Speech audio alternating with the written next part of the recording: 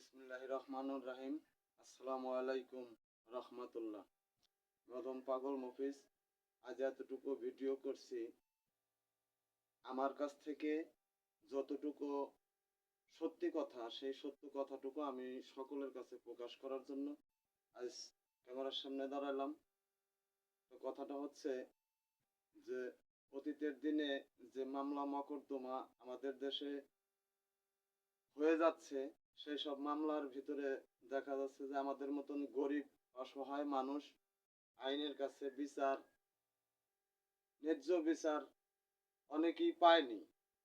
আজ বিগত 15-16 বছর এই সরকারের আমলে, হাসিনা সরকারের আমলে যা জমি জাতি আম, সমস্ত কিনা বেচার মধ্যেই অনেকটা ভেজাল যুক্ত। কেননা আমি বলতেছি শুধু বারবার এই কথাটাই, আমার আত্মচিৎকার, আমার কান্না আমি যদি না করি তাহলে কেউ বুঝবে না। আমি বারবার বোঝানোর চেষ্টা করতেছি সবাইকে, আপনারা শুধু আমার ধৈর্য সহকারে কথাটুকু শুনে বিভাগ করে যে যেভাবে পারেন আমার এই অধমের জন্য লাইক দিয়ে হোক, শেয়ার দিয়ে হোক, যেভাবে হোক আমাকে একটু দোয়া করবেন।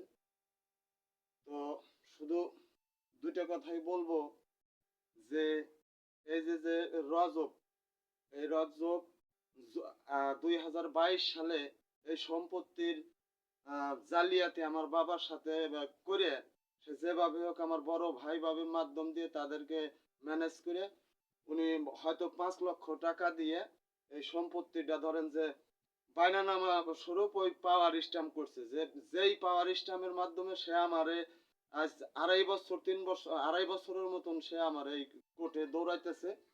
আমি যে আমার যে জাল যন্ত্র বাড়ি ঘর 15-20 মিনিটে ভাঙিয়ে চুরে দিয়ে গেল এই 23 সালে অক্টোবর মাসে এই ছাত্রলীগের এরশাদ, সে চুক্তি নিয়ে মনে করেন যে 2 লক্ষ টাকা চুক্তি নিয়ে যে তার মস্তান বাহিনী, ছাত্রলীগের সন্ধ্যা বাহিনী সমস্ত কিছু জোগাড় করে এসে সে মিনিশে আমার বাড়ি ঘর সমস্ত কিছু ছিন্ন বিচ্ছিন্ন করে দিয়ে গেল।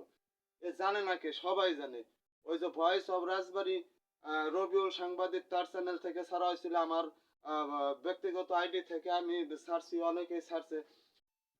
সে কথা বাড়াবো না, এখন আপনাদের সকলের কাছে আমি দৃষ্টি আকর্ষণ করে বলতেছি যে আমার যে মামলাটা আছে, ও যে মামলা করছে ওই মামলা শুধু একটা পাওয়ার স্ট্যাম্প করে, কেননা এই স্ট্যাম্পটা যখন করছে করে ধরেন 5 লক্ষ টাকা আমার বাবার কাছে দিছে, বা 4 লাখ, 5 লাখ, 6 লাখ যাই দেখ দিয়ে, সেটা 15-16 লক্ষ টাকা উল্লেখ করে ওই স্ট্যাম্পে উঠাইছে।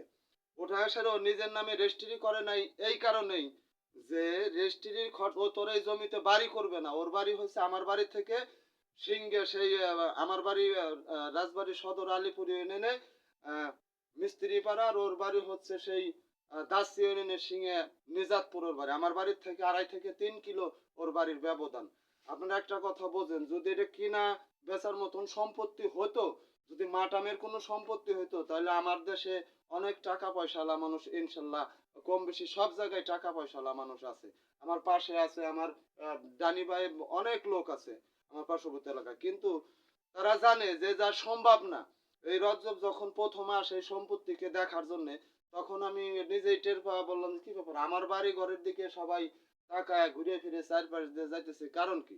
ওনারা আমি প্রথমত ডাক দিয়ে জিজ্ঞাসা করলাম যে ভাই কি হয়েছে বিষয়, ওই 22 সালে কি হয়েছে বিষয়, এরকম কি দেখতেছেন? কয় ভাই আপনার বড় ভাই ভাবি তারা নাকি এই বাড়ির ঘর বিক্রি করে দিবে, এরা এই জায়গা থাকবে না, ওই ওনার শ্বশুর বাড়ি আলাদিপুর ওই জামাই পাগলের মাজারের কাছে ওনারা ওই জায়গা বাসা করবে, ওনারা এই জায়গায় থাকবে না, ঘর কিনতে আসি। তো আমি বললাম যে ঠিক আছে। তারপরের বার আর একদিন আইসে আরো 2 জন লোক নিয়ে। তো বললাম যে ভাই আপনি ঘর কেনার কি হয়েছে? কয় যে ভাই ঘর তো না, আমরা জমি দেখতে আসি। কি ব্যাপারে জমি দেখতে আইছেন?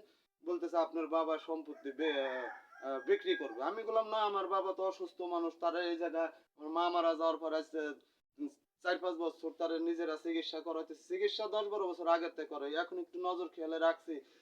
ওরা বলছে যে আব্বা ওই জায়গা আমাদের কাছে থাকবে, যাক এটা তাদের বিষয়। কিন্তু আপনি বাড়ি ঘর দেখার কথা বলে আজকে জায়গা দেখার কথা বলতেছেন, ভাই জীবনে কিন্তু এই কাজ করেন না, খবরদার। জীবনে আরো 2-4টা পাঠিয়ে আমি যে আমাদের রাজবাড়ি গুলজার হাজি সব তাদেরকে পাঠাইছিল, তাদেরকে বোঝা বলার পরে তারা বলছে না না, এরকম বসতি বাড়ি ভিটে বাড়ি যেখানে মানুষ তার ছেলেরা বসত করতেছে সে বাড়ি ওই ওনার এক ছেলে ওনার মাথা নষ্ট করছে এ নিয়ে আমরা টাকা পয়সা ইনভেস্ট করব না। তারা করে নাই, অনেকটা পাঠিয়েছে, কিন্তু এই লোককে বোঝানোর পরে এই লোক বলছে কি, যখন টাকা পয়সা দিয়ে সেটা আবার দেখতে আইছে তখন বলতেছে যে ভাই আমি তো জমি কিনি নেই, মানে উনি ওনার একটা ক্ষমতা আছে, ওনার আলাদা একটা বল আছে, ওই যে ছাত্রলীগের এরশাদ এই সরকারের আমলে ওনারা অনেক কিছু করছে, আরো দুই তিনটে যা ঘটনা উনি ঘটাইছে ওই যে এই কামালপুর, ওই আপনার দাসছি, এরকম বসত বাড়ি ভাঙচুর করে আমার যেরকম মিনি সেই উড়িয়ে দিছে বাড়ি ঘরে, এরকম কয়েকটা দুই তিনটে পার্টি আর আমার কাছে তথ্য না থাকলে আমার জানা মতে আমি শুনছি, আমি ওর বিষয়ে জানছি, ওর হইলো জমির ব্যবসা, ওই স্ট্যাম্পটা করে সেরেই অহরহ কয়েকদিনের মধ্যে পাঠিয়ে আনছে, ও নিজে পাঠিয়ে আনছে।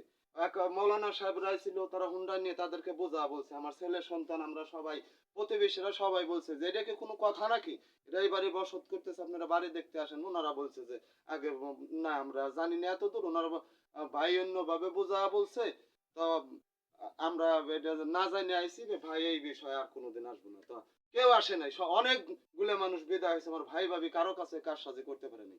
এই এরশাদের হলো এরশাদ তো আমাদেরও সম্পর্কে দূর সম্পর্কে ভাগ্নি জামাই, ও বলতেছে যে রজ্জ বলে আমার ভাগ্নি জামাই মামা, ওর এ কাজ আমার করাই লাগবে, ও করছে, ও 2 লক্ষ টাকা নেক, 1 লক্ষ টাকা নেক নিয়ে, নাহলে এত পোলাপান তো কারো বাবার ভাত খাক, কারোর সাথে আমার এত শত্রুতাই না, আমি তো 2-4 জনের চিনি, আর অনেকেরই চিনি না, 50-60-70 জন লোক আছে আমার বাড়ি।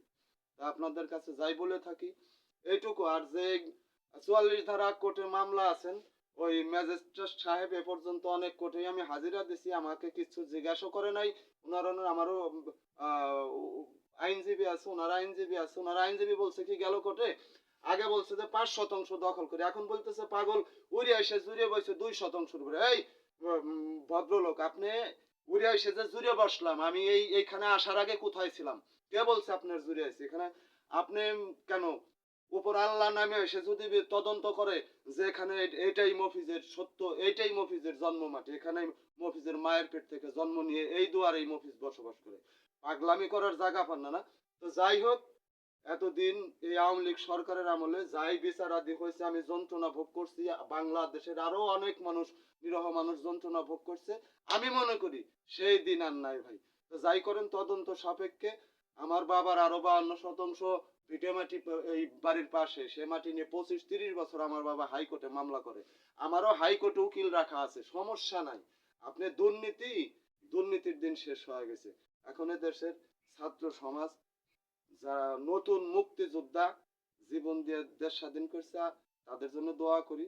আইন যেখানে আছে আইনের গতিতে আইন চলবে, পুলিশ প্রশাসন আইনজীবী যারাই আছেন বিচারক মন্ডলী সবাইকে আমি শ্রদ্ধার সাথে স্মরণ করি, সবাইকে সম্মান করি। এই অধম জেনে অধমের এই কাগজপত্রগুলো দেখে তারপরে রায় দেন, যাই করেন আমি সমস্ত কিছু মেনে নেব। তাছাড়া এই জবরদখল ও সম্পত্তির ব্যবসা তো একজন ব্যবসায়ী, কেননা ওর নামে রেজিস্ট্রি করে যদি নেয় এই 15-16 লক্ষ টাকার রেজিস্ট্রি খরচা লাগবে, ও রেজিস্ট্রি খরচা তো জমি বসত করবে না, ও তো বিক্রি করে দেবে, তাহলে 2 লক্ষ লাগুক 1 লক্ষ লাগুক, এটা তুই এর মাঝখান থেকে ওর লস হইতেছে, লসের কারণে পাওয়ার স্টেম করে করার সাথে সাথে 2 টাকা আমার ভাইয়ের কাছে ওখানে দেওয়ার পরেও এখানে পাঠিয়ে এনে আমার জমি দেখানো, পার্টিতে কেউ আসেন, উপর আল্লাহর রহমত, সবাই আমার রহমতের ভিতরে রাখছে। এখন আপনারা যারাই আছেন বিচারক মন্ডলী, নতুন সরকার, ইনশাল্লাহ আমরা মহা সুখে আছি, শান্তিতে আছি।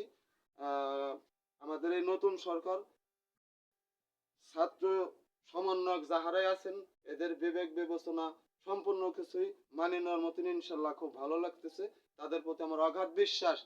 ডাক্তার ইউনূসের একটা কথা ভালো লাগছে আমার, যে সংস্কার, এই আবাজাবা পরিষ্কার না করে কোনো কিছু আর এই দেশে শান্তি আসতে পারে না। তো আহ, আল্লাহর তরফ থেকে গজব নাজিল হয়, সেই বালা মুসিবত দূর গেছে, এখন আপনারা সংস্কার করেন, বাংলার আমার মতন অসহায় মেহনতি মেহনতি মানুষ যারা আছে তাদের বিচারটা যেন সূক্ষ্ম হয়, আপনাদের কাছে এই দাবি আমি অধম, খালি আমার জন্য না, এই আইন আদালতে যারাই আছেন সবাইকে আপনারা এক নজরে দেখে, আইন সবার জন্য সমান, যদি তাই হয় তাহলে অধমের মামলা মোকদ্দমা যা আছে আরো সকলের সমস্যা যা আছে আপনি একটু সময় নিয়ে তদন্ত সাপেক্ষে বিচার করবেন। ধন্যবাদ। আল্লাহ হাফেজ। আসসালামু আলাইকুম। মানবজাতি জিন্দাবাদ। আল্লাহ হাফেজ।